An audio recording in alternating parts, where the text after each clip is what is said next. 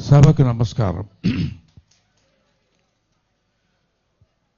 నా పేరు నల్లాన్ చక్రవర్తి సంపత్ కుమార్.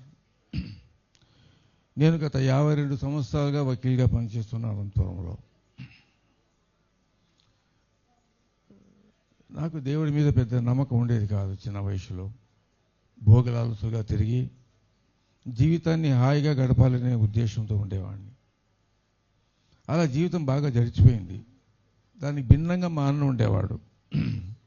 మా అన్నకు బేలూరు మఠంతో సంబంధం ఉండేది. రామకృష్ణ పరమహంస వీరితంతుతో కలిసి వచ్చి చాలా చక్కగా ధ్యానం చేసేవాడు. నన్ను ఎప్పుడు చెప్పేవాడు, నువ్వు ధ్యానం చేస్తే బాగుంటావురా, ధ్యానం చేసి నీవే ధ్యానంలో ముందుకు వస్తావురా అని చెప్పేవాడు. నేను నమ్మేవాడిని కాదు. ఒకనాడు నాకు ఒక యోగి ఆత్మకథ అనే బుక్ తెచ్చి నాకు మా అన్న ఇచ్చాడు. మా అన్న ఇచ్చి ఇది 1982లో ఇచ్చాడు ఈ బుక్ని. చదువురాను, అది ఇంగ్లీష్లో ఉంది. నావల్ చదివేవాడిని కదా, ఇవాళ చదివాను. ఒక యోగి ఆత్మకథ చదివినాక తర్వాత ప్రతి ఒక్కరికి ఒక గురువు అనేవాడు ధ్యానం చేస్తే వస్తారు, వాళ్ళ జీవితాన్ని బాగా చేస్తారు అని చెప్పి దాంట్లో ఉంది. ఇది నిజమా ఇది అబద్ధమా? పుస్తకం డబ్బు కోసం రాశారు. ఎందుకంటే 52 మిలియన్ సేల్స్ పోయినాయి. డబ్బు కోసం రాశారా, నిజమా అబద్ధమా అని చెప్పి మేము వకీలు కామన్గా మేము నమ్మం ఎవరిని. ఆ తర్కంలో ఉండి నేను 5-6 సంవత్సరాలు నేను ఎవరిని నమ్మలా. మా అన్న అన్నాడు, మా అన్న యాక్సిడెంట్లో చనిపోయే ముందు ఒక మంచి గొప్ప ఇంజనీర్, ఆయన ఐఐటీలో బ్రిలియంట్గా ఉండి మద్రాసులో ఉండి ఆయన ఇంకా 10 రోజులు చనిపోతా అన్నప్పుడు నాతో ఒకసారి స్టేషన్లో వచ్చి, అరే నా జీవితంలో నాకు ఎంత తపస్సు చేసినా కానీ నాకు ఎవరు దొరకలేదు, గురువులు దొరకలేదురా, నువ్వు చేయరా, నీకు గ్యారంటీ దొరుకుతా, నువ్వు నాకన్నా బాగా ధ్యానం చేస్తావురా అన్నాడు. సరే అన్నాడు. యాక్సిడెంట్లో చనిపోయాడు. 1990లో మా అన్న చనిపోయాడు. మా అన్న అంటే నాకు చాలా ప్రాణం. ఒక సంవత్సరం కాలము నేను దేవుడు దైవం మీద మా అన్న పోయాక నాకు ఒక నిరాశ నిస్పృహ కూడా వచ్చేది. 23/6/92 నాడు పత్రి సార్ మా ఇంటికి వచ్చారు. నేను రాత్రి 8:30కి ఆఫీస్లో కూర్చొని సీరియస్గా రాసుకుంటున్నా. చాలామంది క్లయింట్స్ వచ్చారు. పత్రి సార్ వచ్చి వెనక మూలలో కూర్చున్నాడు. ప్యాంటు షర్ట్ వేసుకొని నీట్గా గ్లాసెస్ వేసుకొని ఒక మెడికల్ రిప్రజెంటేటివ్ మరి వచ్చి కూర్చున్నాడు. నేను కేసు కోసం వచ్చాడేమో ఒక వ్యక్తి ఎవరు అని చెప్పి నేను అనుకున్నాను. అందరు వెళ్ళాక నేను ఇక మీతో మాట్లాడచ్చా అన్నాడు నాతో. అపరిచితం, మా ఇద్దరి మధ్యలో ఏ సంబంధం లేదు, ఎప్పుడు మాట్లాడినా ఆయన ఎవరో తెలియదు, నేనే ఆయనకు తెలియదు. నన్ను సుభాష్ పత్రి అంటారండి. నేను కోరమాండల్ ఫర్టిలైజర్స్లో ఎంప్లాయీ, రిజైన్ చేసేసాను. ఇప్పుడు ధ్యానంలో ఉన్నాను.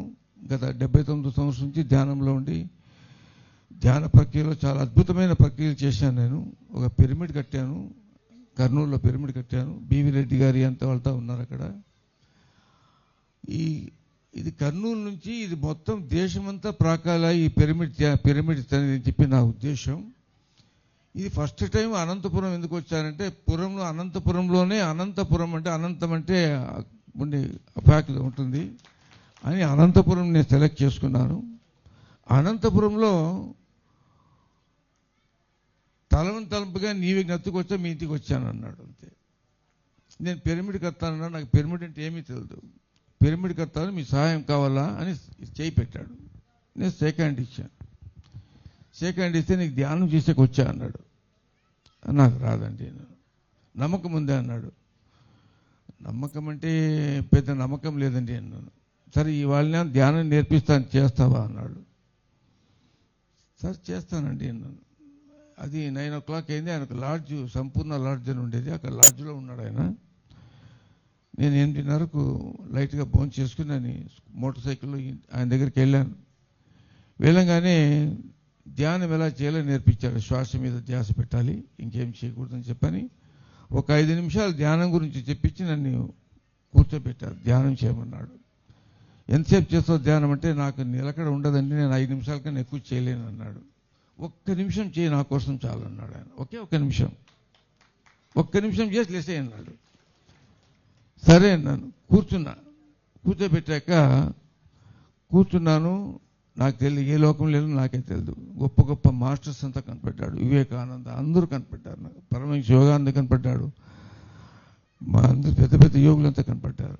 అందరూ ఏదేదో చెప్తున్నారు నాకు, నీ మీద చాలా భారం ఉంది, ధ్యాన కార్యక్రమంలో నువ్వు చాలా ముందుకు తీసుకెళ్లాల్సి ఉంది, నీవు ఇంకా ఆఫీసు ఇక్కడ కూర్చొని చేస్తున్నావు, నీకోసం ఈ వ్యక్తి వచ్చాడు, ఆ వ్యక్తిని నువ్వు గమనించడం లేదు అని చెప్పి చెప్తున్నారు. నాకు చెవులో వింటుంది, సినిమానా ఏదో అని చెప్పి కళనా వ్యక్తినా ఏదో చెప్పి అలాగే ఉండిపోయింది.